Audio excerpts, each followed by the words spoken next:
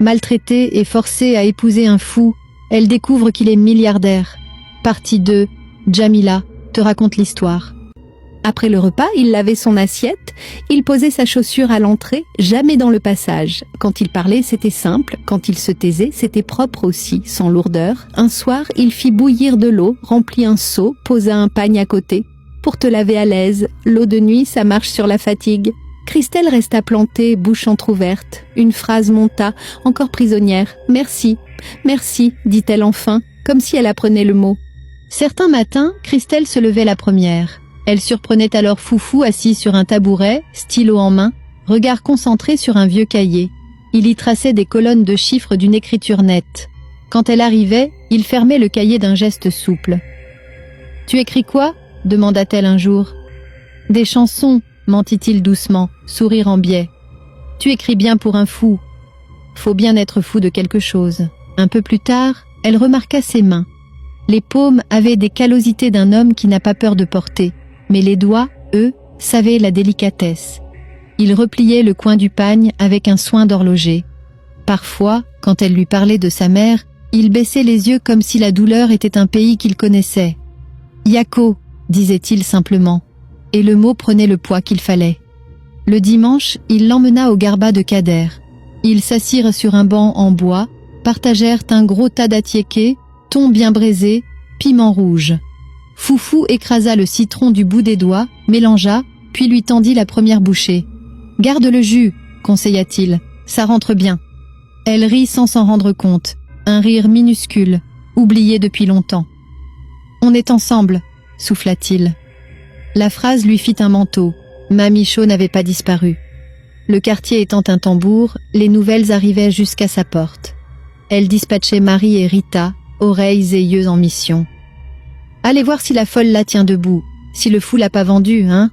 Et revenez me dire tout. » Marie revint un après-midi, troublée. « Maman, j'ai vu quelque chose. »« Parle vite !» Le fou, il parlait au téléphone comme un cadre, français propre.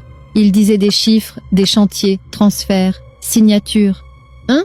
Et puis quoi encore ? » « Et puis, j'ai vu sa montre. Maman, c'est pas au marché qu'on achète ça. » Rita renchérit. « Moi, j'ai vu la femme du chef du quartier le saluer avec respect. Et le fou, là, il ne sent pas mauvais. C'est suspect même. » Mamicho resta silencieuse quelques secondes. Un plan, fébrile, tentait de naître. « Continuez de surveiller, » ordonna-t-elle. « Si richesse il y a, c'est chez moi que ça va tourner. Vous entendez ? Il arriva ce mardi où la ville se tut un peu plus tôt, pluie fine oblige. Christelle se réveilla avant l'aube, tira la porte doucement et s'arrêta net. Dans la pièce voisine, Foufou avait allumé une lampe à la lumière blanche.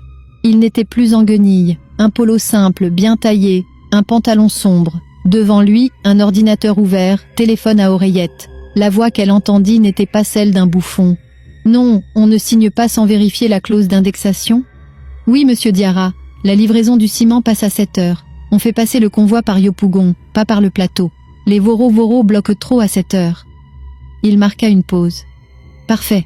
Je passe au siège à 9 heures. Merci. » Il se tourna. La vie. Ne sursauta pas. Éteignit l'oreillette, ferma l'ordinateur, reposa ses mains sur la table. « Tu es réveillé tôt. Tu n'es pas fou, » dit-elle comme si elle recousait un ciel déchiré. « Non. » Silence. Le robinet gouttait dans une bassine, toc, toc, toc, comme un vieux cœur têtu.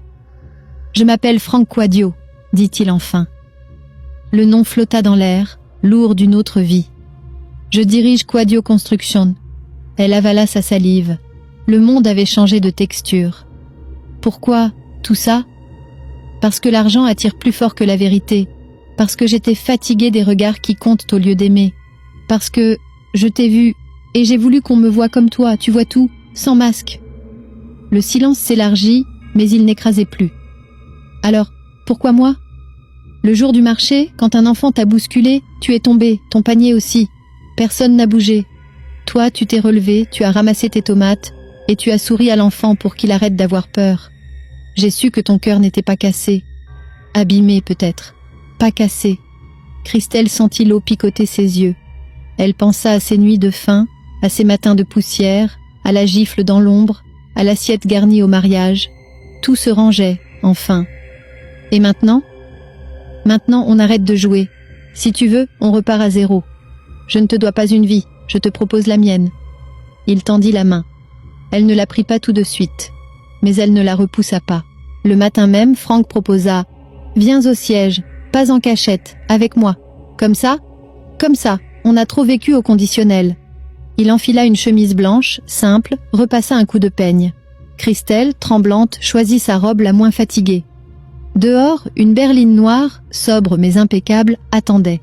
Le chauffeur salua. « Bonjour monsieur. »« Bonjour Jonas, on y va. » Dans les rues d'Abobo, les regards suivaient la voiture comme on suit une comète. Kader du Garba resta bouche bée, sa pince levée sur un poisson. La vieille Djeneba lâcha. « Hé, fou qui conduit propre, c'est quel nouveau style de folie encore ?» Au siège de Quadio Construction, la façade en verre reflétait un ciel redevenu bleu. À l'entrée, des employés en gilets orangés passaient, talkies à la main. Franck fit un signe au vigile. « Chef, bonjour. »« Bonjour, monsieur Franck. »« Voici madame. » Le vigile eut un battement. Il se reprit, salua Christelle avec respect. « À quoi bas, madame ?» Ils traversèrent un hall frais, marbre blanc, des plantes vertes généreuses, un parfum discret de café. Une assistante se leva. « Bonjour, monsieur Quadio. Votre rendez-vous avec le consortium est à 9h30. »« Très bien. Appelez aussi le service RH.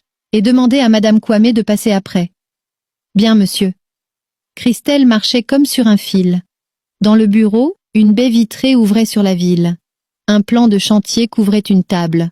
Franck posa une main légère sur le dossier d'une chaise. « Assieds-toi, tu n'as rien volé ici. » Il prit un dossier, échangea 2 appels, signa sans faire semblant. L'autorité lui allait comme une peau. Chaque mot tombait juste. De temps à autre, son regard glissait vers Christelle, pour vérifier qu'elle respirait encore. « Tu veux un thé ? » ?»« Oui, s'il te plaît. »« Menthe ? » ?»« Menthe. » Il sourit. « On va commencer par des petites choses. Tes papiers, tes études, tes envies. On ne va pas te jeter dans le luxe comme dans une piscine glacée. On va chauffer l'eau. » Doucement, doucement. Elle expira pour la première fois depuis des années.